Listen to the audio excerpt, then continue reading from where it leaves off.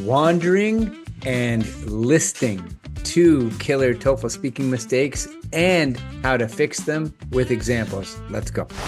TOEFL Speaking Task 1 is deceptively simple. You get one opinion-based question and 15 seconds to prepare. Then you have 45 seconds to answer. Task 1 is a paired choice question. We read from the manual. This is the manual they give out at these TOEFL training workshops. I attended one recently in Milano, another one recently in Rome. Task 1 consists of a single question that asks the test taker to make and defend a personal choice between two contrasting behaviors or courses of action. It assesses the test taker's ability to express a personal preference from a given pair, elaborate on that preference, and support it with reasons. Now we consult the TOEFL speaking rubrics. To get a max score of 4 in task 1, the response needs to fulfill the demands of the task with at most minor lapses in completeness. Okay? It is highly intelligible and exhibits sustained, coherent discourse, specifically under the delivery construct, well-paced flow, fluid expression, clear speech. It may include minor lapses or minor difficulties with pronunciation or intonation, but there's no problems with intelligibility here, okay? Under the language use construct, the response demonstrates effective use of grammar and vocab, okay? This idea of automaticity, it comes to you automatically. It sounds natural, right? Good control of basic and complex structures. And then under the topic development construct, and this is what we're talking about today, the response is sustained and sufficient to the task. Listen to this part. It is generally well developed and coherent. Relationships between ideas are clear, or there is a clear progression of ideas. Okay, so back to these two mistakes that I see test takers make all the time, because both of them have to do with this topic development construct. Here's the famous chores prompt from the ETS prep test on my speaking score. Listen. Do you agree or disagree with the following statement? Children should receive an allowance for performing household chores and helping out around the house. This is mistake number 1. It's called wandering. Let's listen to a clip of a response, and you can tell me what's wrong with this. Well, I would say that teaching children responsibility is very important. Parents should always encourage kids to develop good habits, like being organized and respectful. Also, money management is a valuable skill that everyone needs in life. Now, some parents give their children money for different reasons, and every family has their own way of raising kids. Okay, delivery, I think we can agree it sounds like a 4. There's no issues here that you could detect in this clip. The pace is fluid. Likewise, language use, there are no vocab or grammar problems.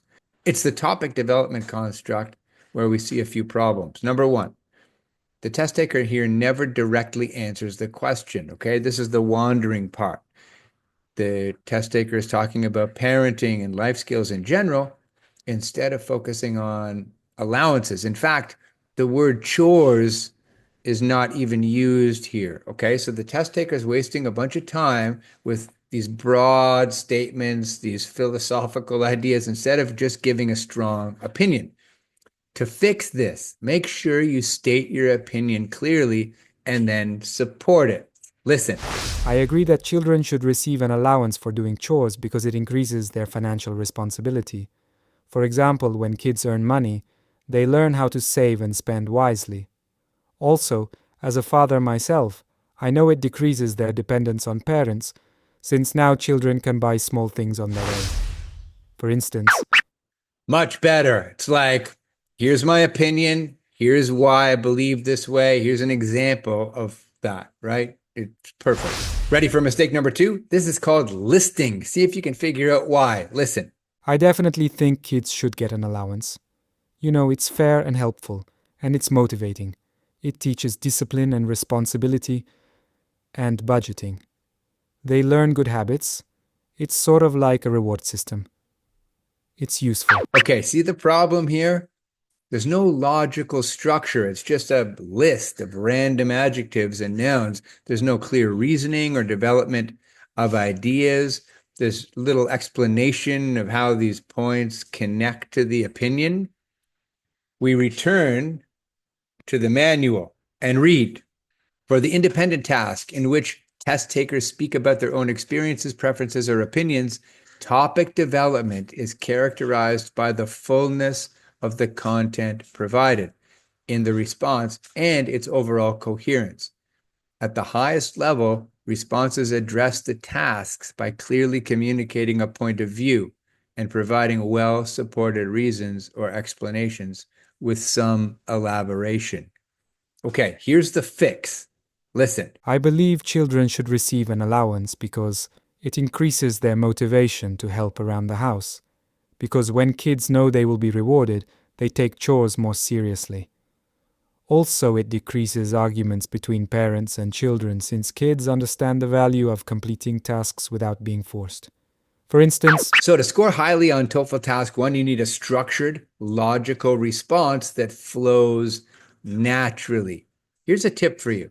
Use 2 reasons to support your opinion and support each reason with an example.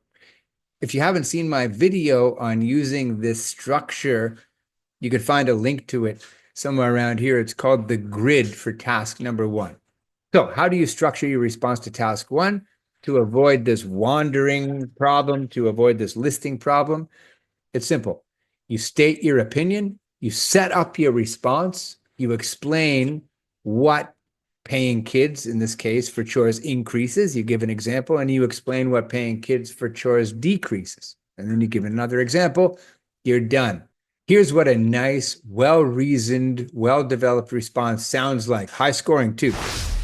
I truly believe children should receive an allowance for doing household chores because it increases their willingness to work and decreases their dependence on parents.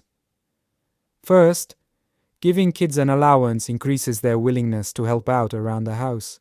When children know they will be rewarded, they take household tasks more seriously. For example, they might start doing chores on their own instead of waiting to be told. Second, it decreases the habit of avoiding responsibilities. When kids understand that work leads to rewards, they stop making excuses or ignoring stuff they need to get done. For instance, my brother's kids get an allowance, and they complete tasks without being reminded tons of times. So the final takeaway to mastering task 1 and avoiding the wandering problem and the listing problem is to go with a response framework. I recommend you use my system called the grid. It helps you take notes and structure your response so that you answer the question directly. You're not off topic. You're not thinking about things off the top of your head as you go. Support your ideas with clear explanations and examples, and ditch the conclusion. You don't need it.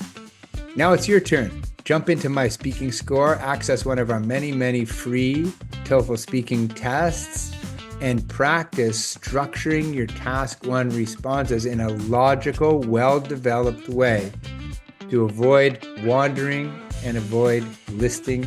Happy practicing.